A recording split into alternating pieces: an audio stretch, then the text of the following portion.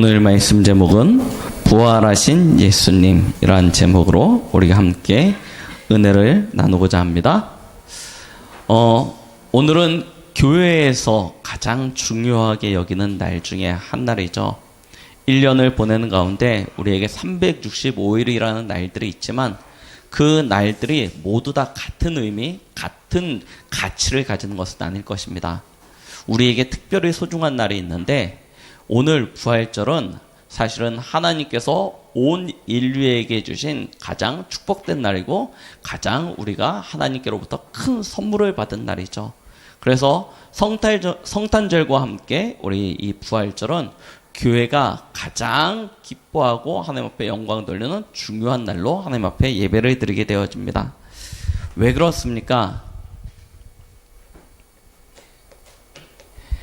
하나님의 아들이신 예수님이 이 땅에 오셔서 그리스도의 일을 완성하신 날이기 때문입니다. 하나님은 처음부터 아담과 하와가 범죄하는 그때부터 하나님의 구원의 역사를 계획하십니다. 그리고 그 계획하신 바를 이루시고 성취하시는데 하나님의 아들 되신 예수 그리스도로 말미암아 그 하나님의 약속, 구원을 성취하시죠. 그리고 이 일을 우리 안에 계시는 성령을 통해서 완성하고 계십니다. 하나님은 지금도 구원의 역사를 이루시고 계시는 것이죠. 우리가 예수가 그리스도가 되셨다는 이 사실을 바르게 알게 되어질 때 우리 안에 모든 염려, 근심이 사라지고요. 하나님께로부터 우리에게 주어진 참된 감사와 감격을 회복하는 그런 삶을 살게 되어질 것입니다. 그런데요, 많은 사람들이 이 사실을 알지 못하는 것입니다. 그래서요, 이 부활이 무엇이고 우리가 예수가 그리스도가 되셨다는 것이 어떤 사실인지 알지 못하기 때문에요, 우리에게 주신 가장 큰 선물인 복음을 오해하게 되고요. 또한 왜곡하는 것이 오늘날 이 사회의 현실이고 어떤 면에서는 또 교회의 모습이기도 합니다. 왜 그렇습니까? 죽은 자가 살아난다는 것이 과학적으로 우리가 이성적으로 생각했을 때 이해가 되어지지 않는 것입니다. 어떻게 죽은 자가 살아나느냐? 그래서요, 여기에 대한 많은 사람들이 반론을 펼칩니다. 처음부터 그랬습니다. 예수님이 부활하셨다는 소식이 전파되어지자마자 어떤 작업들을 하게 되어지냐면요, 로마와 그 다음에 이스라엘의 지도자들이 함께 힘을 모아서 거짓 소문들을 퍼뜨립니다. 예수님이 덜 죽었다라고 이야기합니다. 예수님이 십자가에서 덜 죽어가지고 이게 나중에 잠깐 기절했다가 일어나서 도망간 거다. 그게 기절설이요. 이런 얘기들을 꺼내기 시작한 것입니다. 그런데 아무리 생각해도 안 맞거든요. 왜냐하면 직접 죽은 것을 확인을 했어요. 그렇죠? 뼈마디 창으로 찔러서요, 피와 물이 다 흐르는 것을 확인했고 완전히 숨이 거둔 것을 확인했기 때문에 기절했다는 말이 안 맞아요. 그래서 그 다음 나온 게 뭡니까? 도둑설입니다.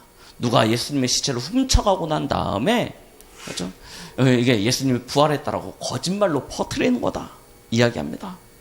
그리고 또 어떤 사람들은 이렇게 얘기해요. 환상을 봤다. 너무 예수님을 좋아하고 너무 예수님이 그리우니까 이게 두 눈을 뜨고도 환상을 본 거다, 예수님에 대하여. 이런 얘기들도 합니다. 별의별 이야기들이 막 나오기 시작합니다. 그렇죠? 사실은 죽었는데 제자들이 거짓말로 퍼뜨리고 다닌다. 막 별의별 얘기들을 다 합니다. 왜 예수님이 죽으셔야 되고 부활하셔야 되는지 이유를 알지 못하기 때문에 퍼져나가는 이야기들이죠. 그리고 실제로 예수님이 누구시고 하나님이 어떤 분이신지 모르고 우리가 가지고 있는 세상의 지식과 경험과 세상의 이론들을 가지고 보니 창조주 하나님을 우리의 잣대로 우리의 지식으로 가늠하고 재보니요, 안 맞는 거예요. 그러냐, 이해되어지지 않으니까 믿지 못한다라고 이야기합니다. 증명할 수 없기 때문에 믿지 못한다라고 이야기합니다. 특히 오늘날 많은 젊은이들의 세대는요, 더 그런 부분들이 강하죠. 그런데요, 진짜 알아야 될 사실이 있습니다. 그것이 무엇입니까? 예수가 그리스도가 되시지 않았다면 우리 인생이 가지고 있는 이 인생의 근본 문제는 절대 해결되어지지 않는다는 것입니다. 이것은 눈에 보이는 것으로부터 시작되어진 것이 아니고 영적인 것으로부터 시작되어진 것이기 때문에 과학을 뛰어넘는 하나님의 영적인 역사가 있어야 되는 것입니다. 그 사건 중에 사건이 무엇이냐면 부활인 것입니다. 예수님의 이 땅에 성육신 하심부터 죽으시고 부활하심, 이 모든 사실들은 너무나 중요하기 때문에 인간이 가지고 있는, 인간이 가늠할 수 있고 인간이 증명할 수 있는 과학의 수준을 뛰어넘는 것입니다. 왜 그렇습니까? 참된 구원의 역사를 하나님께서 우리에게 선물로 주시고자 하셨기 때문입니다. 안 그러면 지금도 우리는요, 열심히 구원을 얻기 위하여 최선을 다해서 노력하는 그런 인생을 살았겠죠. 그러나 그 구원의 참된 응답을 받지 못하고 결국은 어느 날 한계를 겪게 되어지고 좌절하게 되어지고요. 하나님께서 우리에게 주신 복음에 대한 참된 이해가 우리에게는 반드시 있어야 되는 것입니다. 그래야 복음에 대한 올바른 이해가 있어야 우리는 현장에 각인, 뿌리, 체질된 것을 바꿀 수 있습니다. 현장에 각인, 뿌리, 체질되어진 것이 무엇입니까? 우리는 정확히 아셔야 됩니다. 현장은요, 완전히 망할 수밖에 없는 것으로 각인, 뿌리, 체질되어져 있습니다. 그것이 무엇입니까?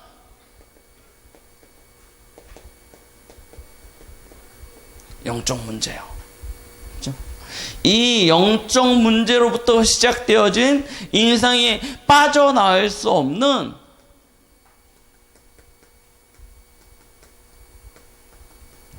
불신자 상태 6가지. 완전 각인 뿌리 체질되어져 있다니까요. 이것을 우리가 해결할 수 있는 유일한 답이 무엇입니까? 복음에 대한 올바른 이해, 곧 예수가 그리스도가 되셨다는 이 사실을 우리가 실제로 깨달아 아는 것이고 그것을 누리는 것입니다. 자, 보십시오. 그럼 복음에 대한 올바른 이해, 오늘은 부활절입니다. 그래서요, 부활에 대한 의미를 가지고 우리가 한번 생각해 보도록 하겠습니다. 예수님이 부활하셨습니다. 그런데요, 오늘 저희가 읽었던 누가복음 24장에는 이렇게 기록하고 있습니다. 44절에 보니까요, 내가 너희와 함께 있을 때에 너희에게 말한 바 곧 모세의 율법과 선지자의 글과 시편에 나를 가리켜 기록된 모든 것이 이루어져야 하리라 한 말이 이것이라 라고 이야기하고 계십니다. 제자들에게 나타나셔서 친히 자기가 부활하신 것에 대하여 성경적 근거를 이야기하시는 것입니다. 고린도전서 15장 3절로 4절 말씀에는 뭐라고 이야기하고 계시냐면 성경대로 죽으셨다가 성경대로 살아나셨다라고 말씀하고 계십니다. 그렇죠? 예수님의 부활은요, 어쩌다 우연이 아닙니다. 아주 오랜 시간부터 약속되어진 것이죠. 성경에 기록된 대로입니다. 오늘 누가복음 24장 44절, 고린도전서 15장 3절로 4절 말씀해 보니까요, 그렇게 기록하고 있습니다. 그러면 성경에 뭐라고 기록되어져 있는지 우리가 보면 되겠죠. 오늘 보니 모세의 율법이라고 기록하고 있습니다. 모세의 율법을 다른 이야기로 정확히 얘기하면 모세오경이죠. 모세오경에 예수님의 부활에 대하여 어떻게 이야기하고 있는지 우리는 보셔야 될 것입니다. 간단하게 몇 개만 이야기한다면요, 우리가 잘 알고 있는 창세기 3장 15절입니다. 원시복음이라고 이야기하죠. 하나님이 첫 번째 우리에게 주신 복음입니다. 거기에 뭐라고 기록되어 있습니까? 여자의 후손이 오실 것이다. 근데 오시면 어떻게 하냐? 사단의 머리를 박살낼 것이다. 그런데 사단의 머리를 박살내는 동안 사단이 가만히 있냐? 사단이 어떻게 한다고 했죠? 뱀은 그의 발꿈치를 상하게 할 것이라고 기록하고 있습니다. 사단이 몸부림치고 발버둥 치는 것에 대하여 이야기하고 있는 것입니다. 예수님은 이 땅에 오셔서 우리를 멸망시키고 우리를 실패 가운데로, 우리를 죄악 가운데로 인도한 사단의 머리를 박살낼 것입니다. 그런데요, 이 뱀은요, 사단은요, 간교해서 예수님 발꿈치를 몹니다. 발꿈치를 상하게 할 것입니다. 예수님이 십자가에 못 박혀 죽는 순간 사단은 승리하였다라고 생각했을지도 모릅니다. 그런데요, 그것이 끝이 아니었습니다. 예수님은 부활하셨습니다. 사단의 머리를 박살내시는 그 일을 하신 것이죠. 음부의 권세, 사망의 권세를 깨뜨리신 것입니다. 그것이 사단의 권세가 박살나는 거 아닙니까? 사단의 머리를 예수님이 십자가에 박히는 순간, 우리 아이들 전도 핸드북에 보면 예수님 십자가 밑에 뱀이 이렇게 머리 팍 깨져가지고 피 이렇게 난. 사단의 머리가 어떻게 박살났겠습니까? 사단의 머리가 어떻게 깨졌겠습니까? 예수님이 십자가 밑에 사단이 누워 있었겠습니까? 아니지 않습니까? 예수님이 음부 가운데까지 내려가셨다가 그 음부의 권세, 사망의 권세, 사단의 권세, 지옥의 권세를 깨뜨리신 거라니까요. 그렇죠? 그로 말미암아 우리에게, 그 예수 그리스도를 믿는 이에게 사단이 우리를 통하여 하고자 하는 그 사단의 일을 깨뜨려 버리신 것입니다. 그렇죠? 자, 또 어떤 모습이 예표로 증거되어져 있습니까? 우리가 잘 알고 있는 모습을 보시면요, 창세기 22장엔 이삭의 사건에 대하여 이야기하고 있습니다. 이삭이 어떻게 되었습니까? 모리아산에 아버지와 함께 갑니다. 며칠을 갑니까? 3일 길을 갑니다. 4일 길이라고 기록되어져 있죠, 성경엔. 4일 길을 가서 모리아산에 도달하여서 산에 올라가서 번제로 그곳에서 드려집니다. 그렇죠?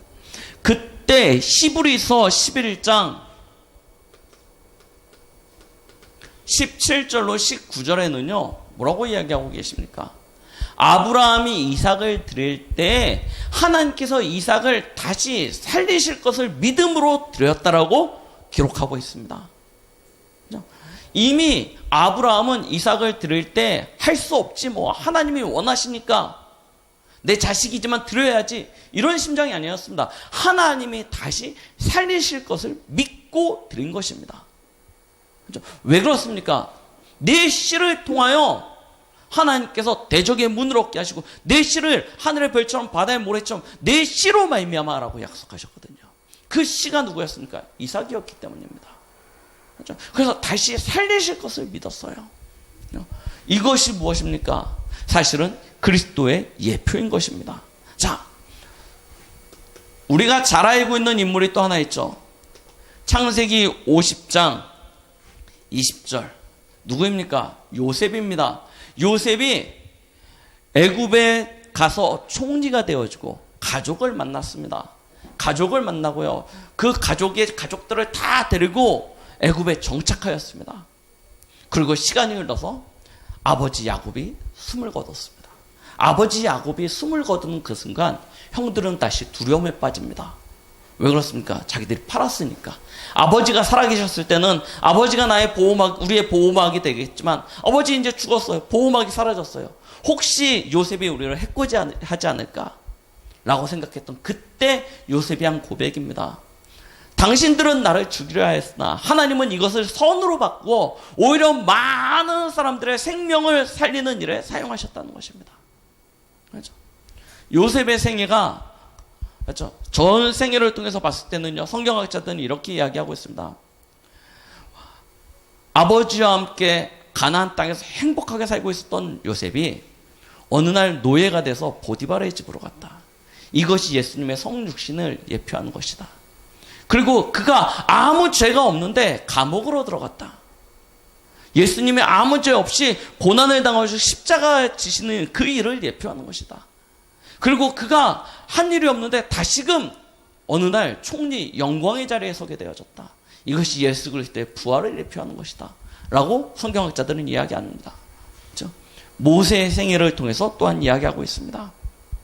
그러면서요, 출애굽기에 보면요, 출애굽기 8장에요, 모세가 드디어 애굽왕 바로 앞에 서게 되어집니다. 그리고 바로 앞에서 이야기하죠. 뭐라고 얘기합니까? 우리로 하여금 사흘기쯤 광야로 가서 하나님 앞에 피제사, 희생제사를 드리게 하소서라고 이야기합니다. 그렇죠? 사흘길이 무엇입니까? 예수 그리스도의 3일의 죽음의 자리를 이야기한다고 이야기합니다. 그리고 거기서 무엇을 합니까? 피제사, 희생제사를 드리게 해달라. 그리고요, 마지막으로 하나를 더 본다 보면요, 출애굽기 14장 21절입니다. 출애굽기 14장은 홍해 사건이죠. 홍해 사건을 통해서 이야기합니다. 홍해가 좌우로 갈라져서 일어서죠. 일어서게 되어지고 이스라엘 백성들은 그 홍해를 건너서 하나님이 예비해 놓으신 광야 가나안 땅으로 들어가게 되어집니다. 그렇죠? 이것이 무엇을 대표하냐? 그리스도가 십자가에 죽으실 때 휘장이 위에서부터 아래로까지 갈라지는 그 사건을 통하여 모든 사람이 하나님께로 나아가는 구원의 참된 축복을 얻게 되어진 이런 사실들을 증명하는 것이다 라고 이야기하고 계십니다. 예수 그리스도께서 죽으시고 부활하심으로 말미암아 모든 사람이 죄 사함을 받고 하나님께로 나아가게 되어지는 그런 구원의 참된 축복을 누리게 되어지는 것이다. 모세의 오경을 통해 잠깐 몇 가지의 우리의 성경에 기록되어진 예수 그리스도의 고난과 부활에 대하여 우리가 생각을 해봤고요. 그 다음에 44절에 보니까 또 뭐라고 하냐면 선지자의 글이라고 기록되어져 있죠. 선지자의 글에 무엇이 기록되어져 있습니까? 이 예수님의 제자들을 비롯한 특히 바리새인과 서기관들이 예수님 앞에 표적을 내놓으라고 이야기합니다. 내게 표적을 내놔라. 우리에게 표적을 보여. 네가 진짜 하나님의 아들인 것에 대한 표적을 달라라고 얘기했더니 예수님이 나는 요나의 표적밖에 보일 표적이 없느니라라고 이야기하십니다. 그러면서 하신 얘기는 뭐냐면 밤낮 사흘을 큰 물고기 뱃속에 있었던 것 같이 인자도 밤낮 사흘을 땅속에 있으리라 라고 미리 말씀하시죠. 요나서 2장 6절에 기록되어 요입니다. 요. 성경을 정확히 기록해야죠. 요나서 2장 6절에 요나가 뱃속에 들어가서 기도했던 그 기도를 통하여 예수님은 친히 마태복음 12장 39절로 40절에요.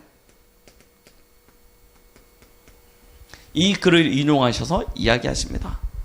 그러면서요, 호세아 6장 2절에 무슨 말씀이 기록되어져 있습니까?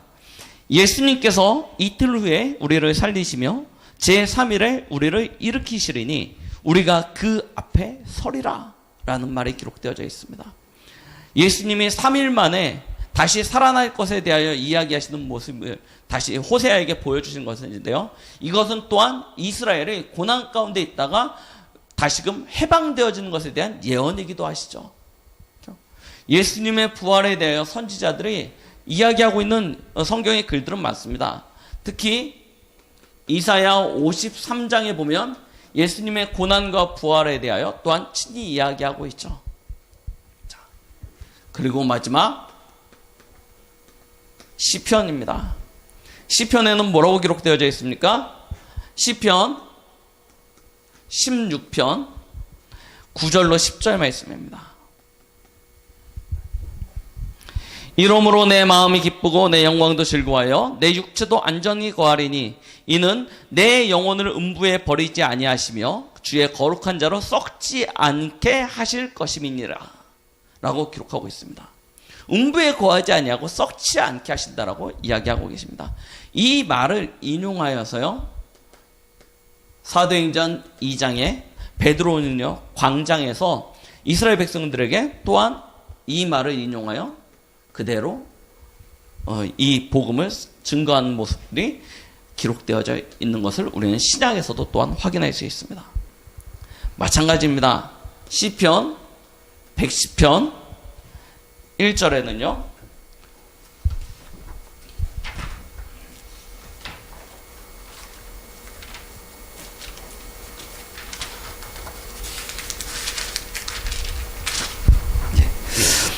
여호와께서 내 주에게 말씀하시기를 내가 내 원수들로 내 발판이 되게 하기까지 너는 내 오른편에 앉아 있으라 하셨도다 라고 기록하고 있습니다. 그렇죠? 원수들로 내 발판이 되기까지 하시겠다라고 얘기하시죠. 예수 그리스도의 이 죽으심을 영원한 멸망이 아니고 영원한 실패가 아니고 참된 승리였던 것입니다. 사도행전 2장 34절로 36절에 또한 베드로가 이 말씀도 인용하고 있는 것을 보게 되어집니다. 자, 예수 그리스도의 부활은 모세오경, 모세의 율법으로부터 선지자, 시편에 이르기까지 꾸준히 구약 성경에 각 선지자, 성경에 기록한 이 성경의 기록자들을 통하여 계속해서 반복적으로 예언되어지고 있습니다. 자, 예수 그리스도의 이 부활의 사건은 어느 날 우연히 되어진 것이 아닙니다. 그렇죠? 성경에 예언되어진 것이 성취되어진 것입니다. 그래서 성경대로 죽으셨다가 성경대로 살아나심으로 말미암아 이 예수님이 그리스도 되심을 친히 증명하신 것이죠. 우리가 나중에 한번 또 보겠지만 만약에 예수님의 죽으심과 부활하심이 우리에게 없었다면 우리가 전하는 것과 우리가 믿는 것이 모두 다 헛되다라고 이야기하겠습니다. 왜 그렇습니까? 세상에 많은 이들이 오늘도 내가 하나님이라고 이야기하고 있습니다. 우리가 요즘 한참 부흥하고 있는 저 신천지 봐도 알지 않습니까? 스스로 자신들이 하나님이고 성령님이고 막 이야기합니다. 거기에 그것을 통해 구원을 받을 수 있을 것처럼 막 얘기합니다. 많은 이들이 내가 구원이라고 얘기합니다. 그런데 그들은요, 어느 순간요, 다 끝납니다. 요 옆에 하나님의 교회 있지 않습니까? 처음에요, 얼마나 강조했습니까? 자기가 하나님이라고요. 막 그러다가 어느 날 죽었어요. 진짜 안상홍이 죽었습니다. 그러고 나니까요, 안상홍이 죽고 나면 이게 무너져야 되는데 얼마나 이게 사단이요 간교하냐면 안상홍의 부인을 딱 세워가지고 어머니 하나님이라고 딱 해가지고 이제 이 하나님의 역사가 이리 옮겨졌다는 거예요. 이 어머니 하나님을 통해서 구원을 받는데요. 사람들은요 다 죽습니다. 진짜 예수님도 많은 이야기를 막 하고 기적도 일으켰다가 죽었는데 끝났다. 그러면요 우리가 믿는 것이 아무것도 아니라니까요. 진짜 헛된 것이 되는 것입니다. 그런데 예수님은 죽으시고 끝나신 것이 아닙니다. 다시 부활하시고 살아나셨습니다. 그렇죠? 이로 말미암아 친히 그가 그리스도가 되심을 우리에게 보이신 것입니다. 그런데요, 얼마나 어리석습니까? 예수님은 친히 우리에게 그리스도가 되심을 증명하셨는데요, 제자들이요 이 사실을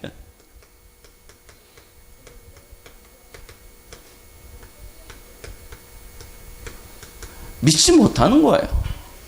네, 얼마나 어리석은지요. 그냥 예수님과 함께 하면서 그냥 예수님의 이 모든 말씀을 통하여 죽으실 것과 부활하심에 대한 미리 예언들을 많이 들었습니다. 그런데도 어떻게 되어지냐? 예수님이 십자가에 못 박히시고 부활하셨다는 소식을 듣고 오늘 누가복음 24장에 제자들은 믿지 않았다라고 얘기하고 계십니다. 제자들은 믿지 않았어요.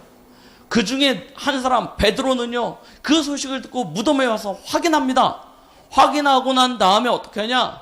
미안하고 창피하니까 집으로 돌아갔다라고 기록하고 있습니다. 그리고 부활했다는 소식을 듣고 누가복음 24장에 보니까 어떤 일이 일어납니까? 두 70인 제자 중에 두 제자가요 집으로 돌아갑니다.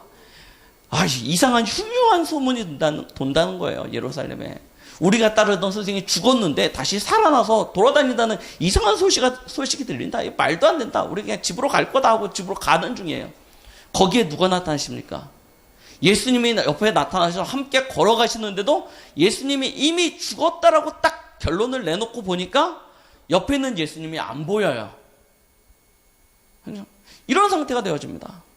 나중에 제자들에게 예수님이 친히 나타나셔서 이야기하시죠. 내 손을 만져보고 내 발을 만져보고 나를 믿으라라고 이야기합니다. 그런데도 믿지 않아요. 그래서 예수님이 뭐라고 하냐면 야, 영혼은 뼈와 살이 없지 않냐. 하면 나를 만져봐라. 안 믿으니까 먹을 거 가져와라. 그래, 내가 배고프다. 그리고 그 앞에서 친히 드세요. 무슨 얘기입니까?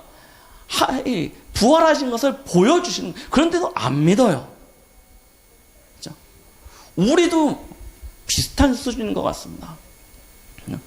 예수님이 친히 살아나셨다는 것을 우리에게 증명하고 계시는데 우리도 안 믿어요. 못 믿어요. 왜 그렇습니까?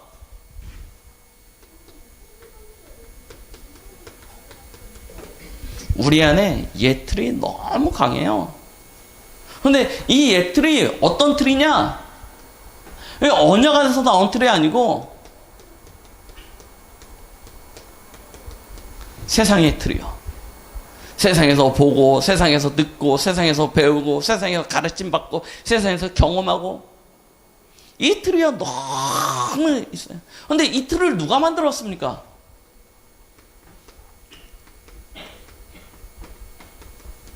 사단의 틀이요. 그렇죠? 이게요 우리 안에 꽉 차 있는 것입니다. 그러니요 이 부활의 참된 소식을 믿지 못하는 거예요. 우리가요 빨리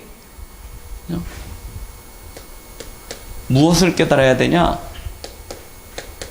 도대체 부활의 참된 의미가 무엇인지 깨닫고요 이 사실을 깊이 누리는 누림 속으로 들어가야 되는 줄 믿습니다. 오늘 새벽에 김동호 목사님이 이야기하셨어요. 부활의 참된 의미가 뭔지 아냐? 첫 번째,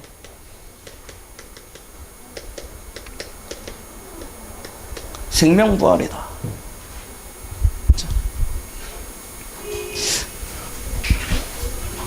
요한복음 3장 16절, 하나님이 세상을 이처럼 사랑하사 독생자를 주셨으니, 왜 주셨다고요? 영생을 얻게 하려 하심이라. 그렇죠? 그래서요 요한복음 14장 6절에는 뭐라고 기록하고 있냐? 내가 곧 길이요 진리요 생명이니 나로 말미암지 않고는 아버지께로 올 자가 없다. 내가 곧 길이고 진리고 생명이다 라고 예수님이 친히 이야기하고 계십니다. 그래서요 요한복음 11장 25절로 26절에는요 뭐라? 내가 부활이요 생명이니 나를 믿는 자는 영원히 죽지 않을 것이다 라고 이야기하고 있습니다. 살아서 나를 믿는 자는 살아서 나를 믿는 자는 죽지 않게 되어질 것이다. 부활이요 생명이라고 친히 이야기하고 계십니다.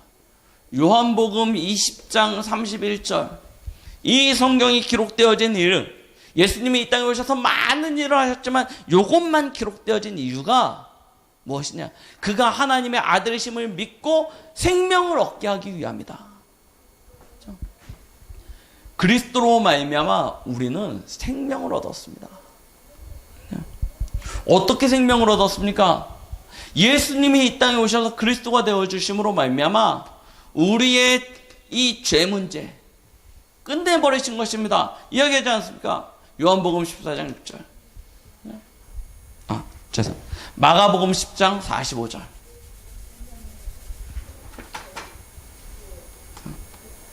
우리의 대속물이 되어주셨죠. 하나님이 이 땅에 하나님의 어린 양을 보내사 우리의 모든 죄를 짊어지게 하시고 그가 십자가에 죽으심으로 우리의 모든 죄가 대속되어졌는 줄 믿습니다.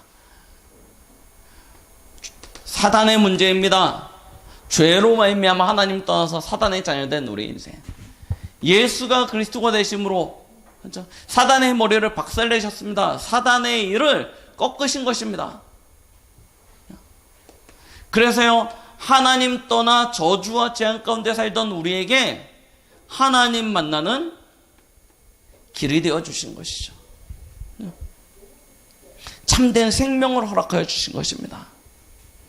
자, 이 생명의 역사는 고린도전서에 보니까요 15장 20절로 28절에요.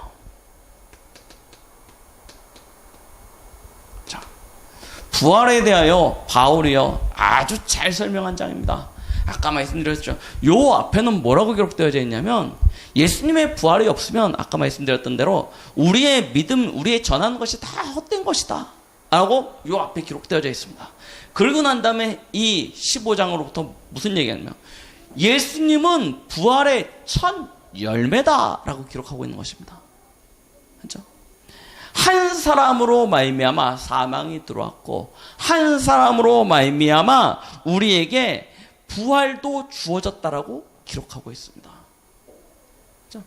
한 사람 아담으로 말미암아 사망, 죽음이 우리에게 왔고 한 사람 예수 그리스도로 말미암아 우리에게 부활의 축복도 허락되어 준 것입니다. 그래서요 믿는 자들은 죽는 것이 아니고 뭐라고요?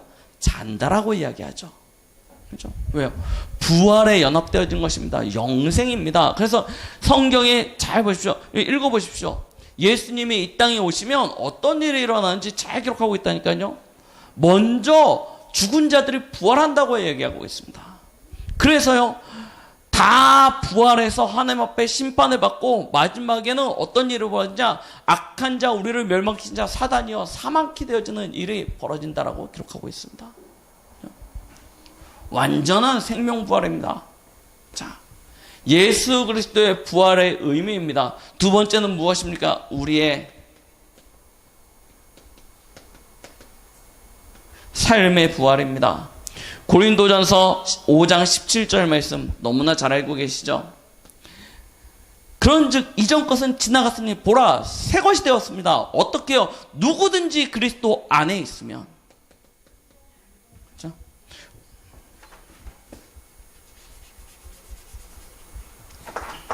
고린도 후서죠.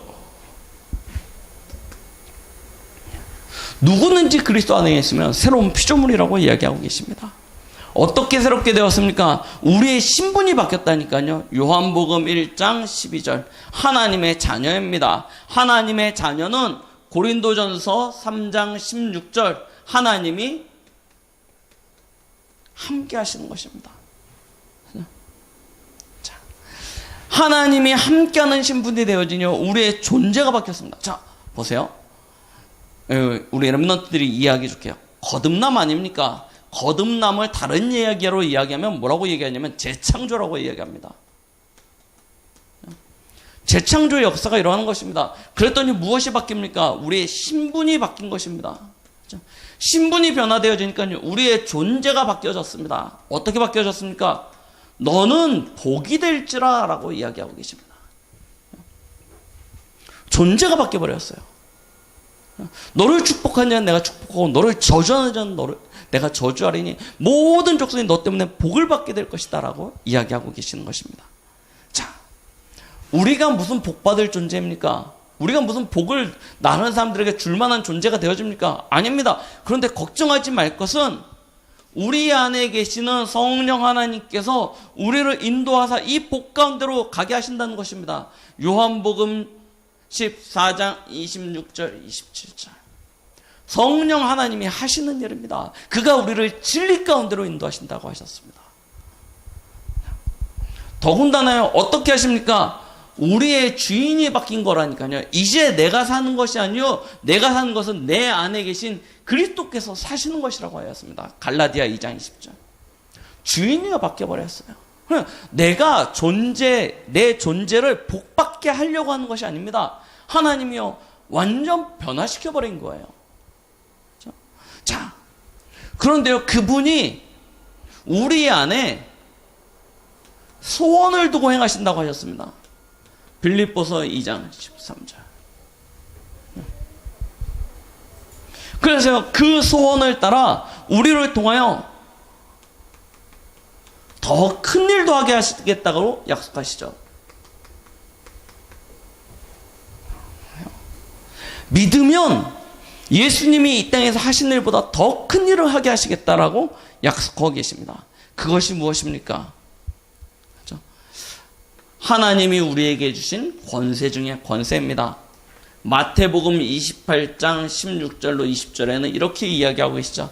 하늘과 땅의 모든 권세를 가지신 주님이 세상 끝날까지 너희와 항상 함께 한다고 약속하고 계십니다. 그런데 그 주님이 뭐라고 계시냐면 땅끝까지 모든 민족으로 제자 삼으라고 이야기하시는 것이죠. 그렇죠? 하나님이 우리에게 하시고자 하시는 일입니다. 그래서요, 이것이 우리에게 사실이라면 마태복음 6장 24절로 34절 말씀에는 이렇게 이야기하고 계십니다. 야, 염려할 거 없다는 것입니다. 하늘을 봐라. 들에 핀 꽃을 봐라. 농사를 짓냐, 옷을 만들어 입냐. 그런데 하나님께서 입히시고 먹이시지 않냐. 하물며 너희일까 보냐. 그런 것들은 이방인들이 구하는 것이지 거기에 신경 쓰지 말고 뭐라고 해요? 너희는 먼저 그의 나라와 의를 구하라. 자, 그래야면 이 모든 것을 너희에게 더하시겠다라고 약속하시는 것입니다. 자, 보십시오. 우리의 생명 부활, 삶의 부활입니다. 그 안에서 우리가 누려야 될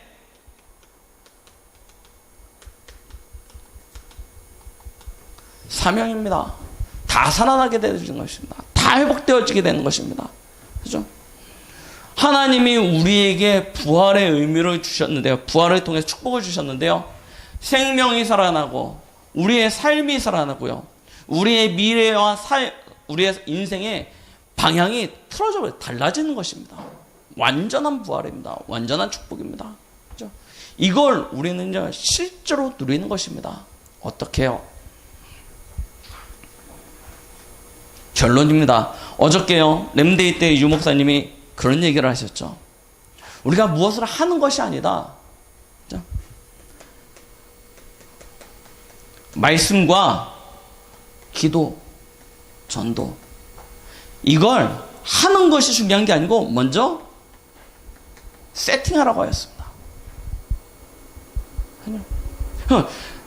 이걸 다른 얘기로 좀 더 쉽게 얘기하면 우리가요, 이 구원의 참된 축복을 어떻게 알게 되어집니까? 엠마오로 가던 두 제자에게 예수님이 친히 말씀으로 가르쳐 주십니다. 오늘 저희가 읽었던 44절로 49절이 그 이야기 아닙니까? 예수님이 친히 이들과 함께 떡을 떼시면서 자세히 성경을 풀어서 이야기해 주십니다. 그때 눈이 밝아진 거예요. 밝아져가지고요, 아, 우리에게 이 말씀을 알려주신 그분이 예수님이시구나 하고 깨닫고 다시 예루살렘으로 턴해서 돌아가는 것을 성경은 오늘 이야기하고 계십니다. 그러고 난 다음에 예수님이 제자들에게 보이시고 이야기하시고 난 다음에 하신 얘기가 무엇이냐면 다시 한번 사도행전 1장 1절로 11절의 이야기를 이야기하시죠. 우리가요, 이 세 가지를 하자 이거 이전에요, 내 삶에 이것을 할 수밖에 없는 시스템이 먼저 갖춰져야 되는 것입니다. 그래서요, 올 초에는 이런 얘기 하시죠.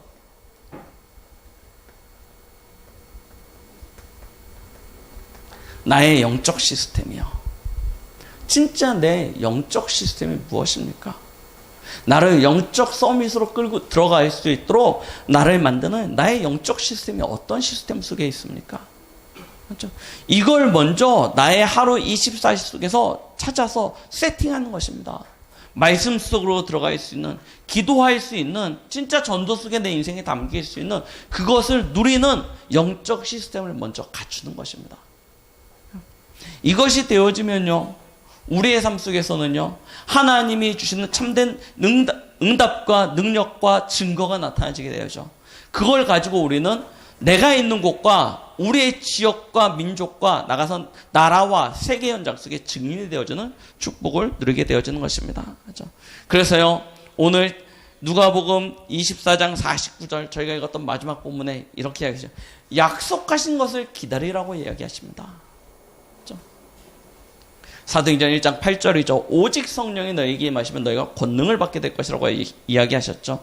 그걸 놓고요, 우리는요, 이 한 주간 진짜 우리 랩런트들은요, 내 현장에 세팅하십시오. 우리 어른들은요, 내 직장 현장, 가정 현장, 우리의 산업 현장, 모든 현장 속에 영적 시스템을 세팅해 놓으십시오. 아무도 없으면 어떻습니까? 나와 하나님 사이에 누림이 되어지고 나의 하나님 사이에 관계가 되어지면 되는 것이죠. 그렇죠? 이 축복을요, 우리가 먼저 회복하는 것입니다. 그러면요, 우리를 통해서 이 부활의 참된 소식이 모든 이들에게 전달되어지고 그로 말미암아 많은 이들이 죽게 돌아와 생명을 얻게 되어지는 축복을 누리게 되어질 줄 믿습니다. 오늘 하루, 이 한 주간 우리가 부활하신 예수 그리스도를 온전히 누림으로 말미암아 나의 현장 속에서 참된 이 부활의 증인되어지는 축복이 있기를 예수 그리스도의 이름으로 축원드리겠습니다. 기도하십니다.